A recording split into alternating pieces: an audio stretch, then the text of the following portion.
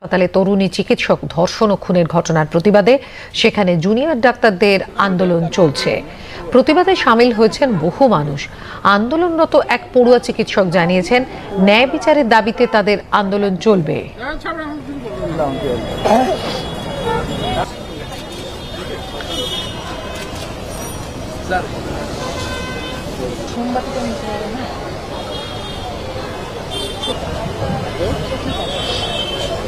সংহতি জানিয়ে উপস্থিত হয়েছে প্রদীপ কুমার ব্যানার্জি বাবু। এই মুহূর্তে আমাদের আন্দোলন যে জায়গায় দাঁড়িয়ে আছে সেখানে আমাদের প্রধান দাবি টোটাল চারখানাই রয়েছে।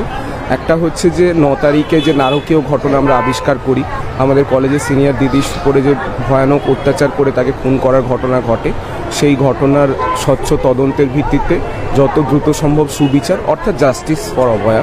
2 নম্বর দাবি হচ্ছে 9 তারিখের ঘটনার পরে যেভাবে আমরা দেখেছি আমাদের কলেজে কলকাতা পুলিশ তদন্ত প্রক্রিয়া চালানোর সময় যে সমস্ত নির্দিষ্ট গাফিলতির চিহ্ন দিয়েছে এবং যার মধ্যে সেমিনার রুমের সংলগ্ন অংশে কনস্ট্রাকশন ওয়ার্ক ইত্যাদি চলে, এই সমস্ত বিষয়পত্র এবং 14 তারিখ মাঝরাত্রে যে আক্রমণের ঘটনা ঘটে সেটার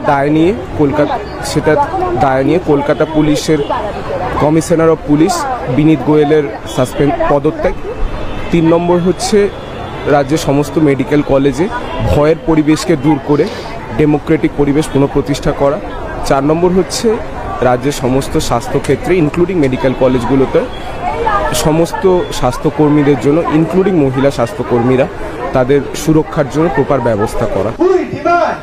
বিচারের দাবিতে সিনিয়র চিকিৎসকরাও প্রতিবাদ কর্মসূচিতে সামিল হয়েছেন।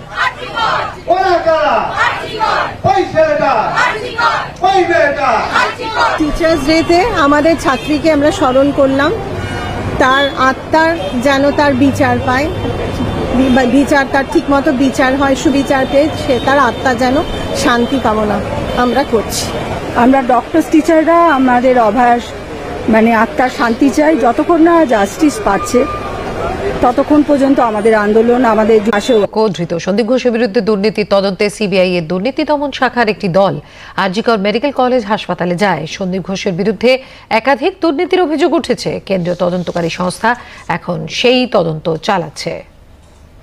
আরজিকর মেডিকেল কলেজ ও হাসপাতালের পরিস্থিতি সম্পর্কে আমাদের জানাচ্ছেন প্রতিনিধি মৌসুমী বন্দ্যোপাধ্যায়। ফুলের মালা, দ্বীপের আলো, ধূপের ধোঁয়া আর সবকিছুর মধ্যে দিয়ে নীরব অঙ্গীকার, বিচার পাবই, তোমাকে বিচার আমরা এনে দেবই।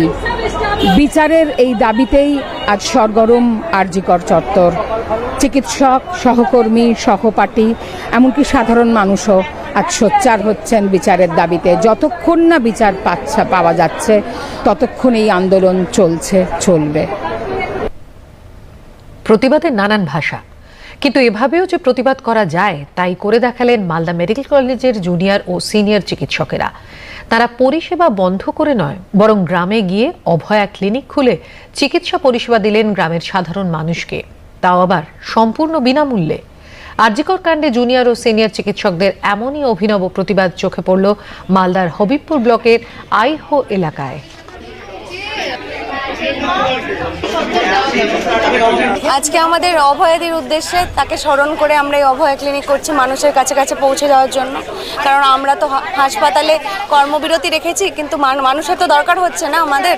আমরা তো আর সবাই সন্দীপ ঘোষ নই না, আমরা তো মানুষের জন্য তো আমাদেরকে আসতেই হবে মানুষের কাছে। সব ডাক্তার কিন্তু সন্দীপ ঘোষ নয়, এটাও এই যে এই বার্তাটাও কিন্তু সাধারণ মানুষের জানা খুব উচিত।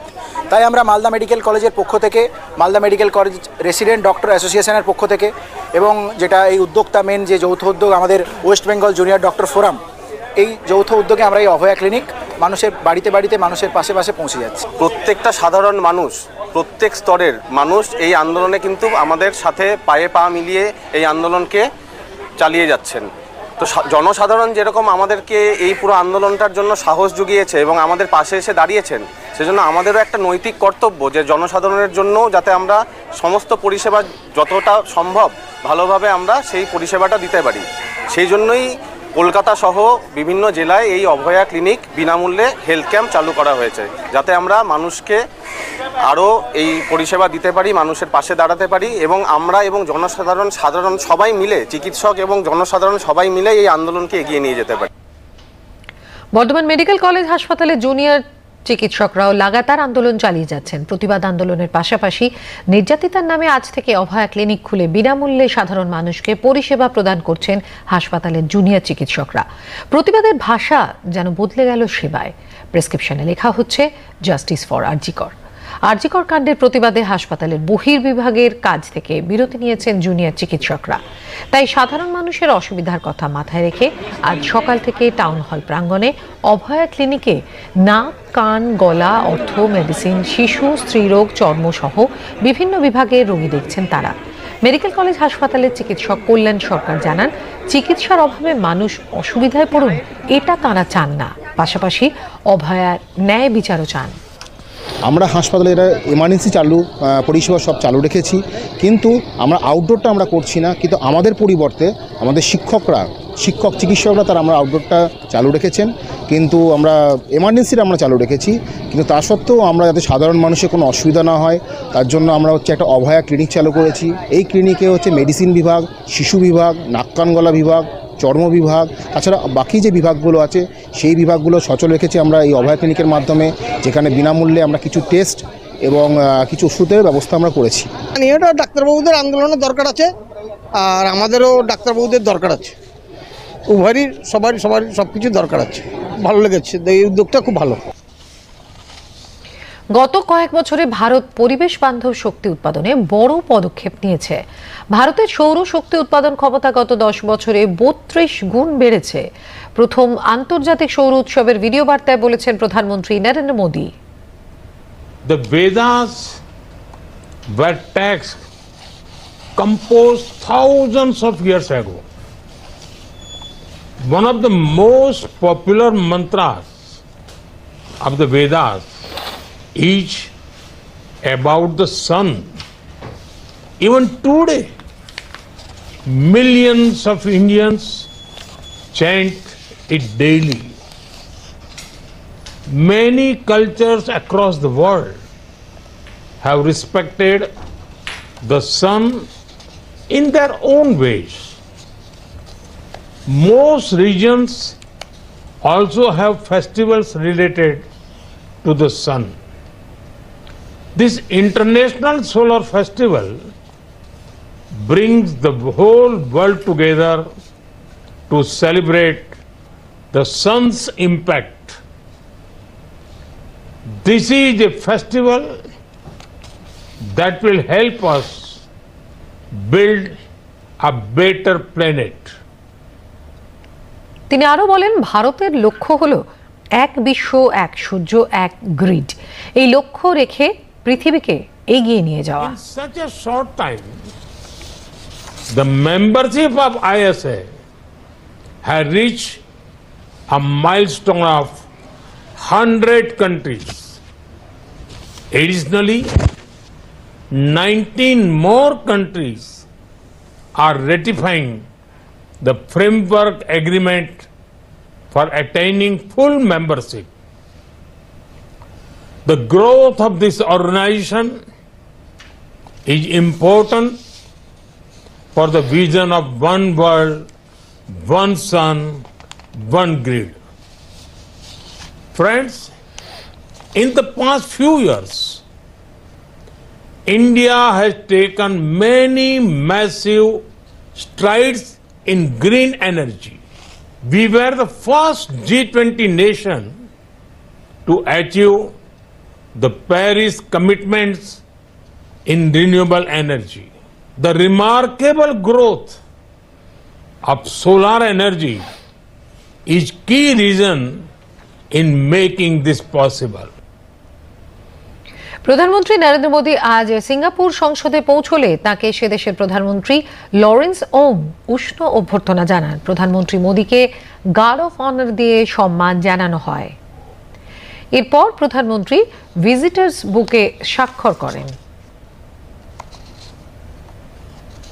প্রধানমন্ত্রী নরেন্দ্র মোদীর নেতৃত্বে ভারতীয় প্রতিনিধি দল সিঙ্গাপুরের প্রধানমন্ত্রীর নেতৃত্বে প্রতিনিধি মণ্ডলীর সঙ্গে আলোচনায় বসে। বৈঠকে দ্বিপাক্ষিক স্বার্থ সংশ্লিষ্ট বিভিন্ন বিষয় নিয়ে আলোচনা হয়।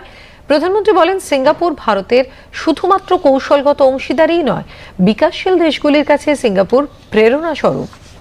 एक्सेलेंसी, गर्मजोशी भरे स्वागत के लिए मैं आपका हार्दिक धन्यवाद करता हूं। आपके प्रधानमंत्री पद ग्रहण करने के बाद ये हमारी पहली मुलाकात है। मेरी तरफ से आपको बहुत बहुत बधाई और हार्दिक शुभकामनाएं। मुझे विश्वास है 4G के नेतृत्व में सिंगापुर और अधिक तेजी से प्रगति करेगा। एक्सेलेंसी, सिंगापुर केवल एक पार्टनर देश नहीं है, सिंगापुर हर विकासशील देश के लिए एक प्रेरणा है। हम भी भारत में अनेकों सिंगापुर बनाना चाहते हैं और मुझे खुशी है कि हम इस दिशा में मिलकर प्रयास कर रहे हैं। ভারত ও সিঙ্গাপুরের মধ্যে স্বাস্থ্য, ওষুধ, শিক্ষা, দক্ষতা উন্নয়ন, ডিজিটাল প্রযুক্তি এবং সেমিকন্ডাক্টর ইকোসিস্টেম অংশীদারিত্ব নিয়ে সমঝোতাপত্র স্বাক্ষরিত। ভবিষ্যতে উভয় দেশের মধ্যে এই সমঝোতা সম্পর্ককে আরও গভীর করবে।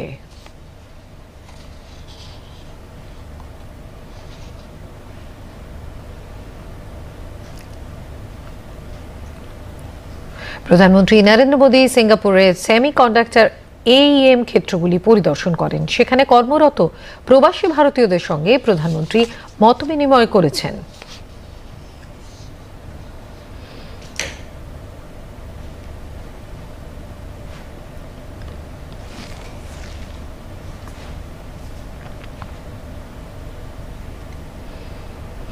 আজ শিক্ষক দিবস। বই মানুষের চোখের সামনে জ্ঞানের জগৎ খুলে দেয়।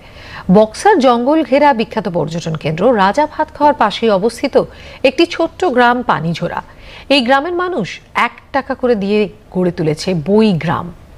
আলিপুরদুয়ারে জেলাশাসক আর বিমলা বই গ্রামের উদ্বোধন করেন। হিংস্র সাপদের আক্রমণের আশঙ্কা থেকে বই তাদের অদ্ভুত সুরক্ষা দেয়। বইয়ের প্রতি ভালোবাসায় একটি গ্রামের বাসিন্দারা এই উদ্যোগ নিয়েছেন। আপন কথা নামে একটি সংগঠন এবং গ্রামের মানুষ মিলে এই কাজ করেছেন। গ্রামের বাসিন্দারা গ্রামের এই পট পরিবর্তনে দারুণ উচ্ছ্বসিত। প্রাথমিক বিদ্যালয়ের শিক্ষক অভিষেক বন্দ্যোপাধ্যায় জানান, এতে গ্রামের উন্নতি হবে, বাসিন্দাদের জ্ঞানের পরিধি বাড়বে, নতুন প্রজন্ম মোবাইল ছেড়ে বইয়ের পাতায় মনোনিবেশ করবে।